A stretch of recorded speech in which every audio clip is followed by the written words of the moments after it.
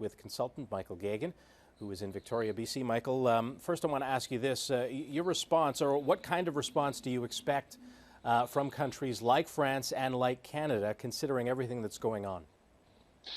Well, I think it's one where there's tremendous sadness.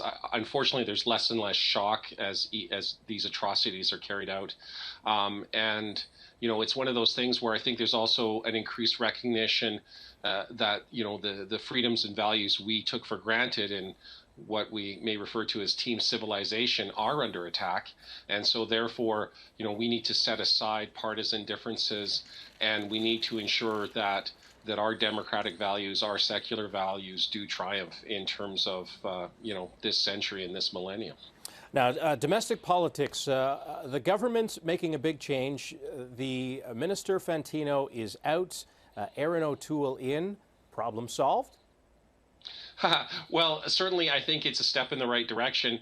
It was a bizarre series of missteps, both in terms of government policy as well as the minister's handling of it, that took a constituent group that should have been solid supporters of the Conservatives and alienated them.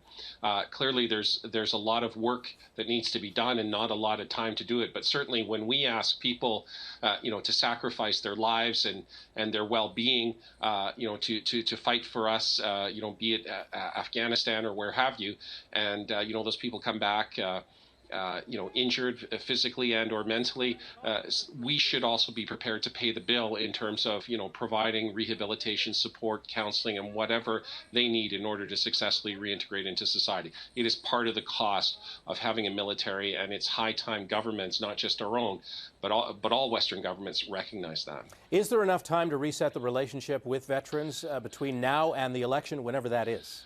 Well, I think October is still the most likely timeline for the election. There's certainly things that they can do to take the edge off of it and get to the level of hostility dialed down a bit. And I would certainly encourage and hope that the Prime Minister and his government are taking those steps. Also, this week, Kevin Vickers off to Ireland. Quite a posting for quite a man. Yes, absolutely. I think it was actually an inspired decision by the Prime Minister.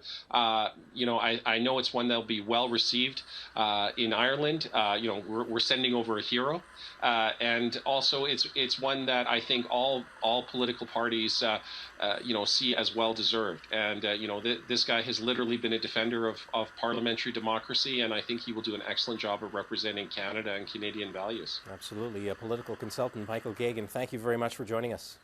Thank you.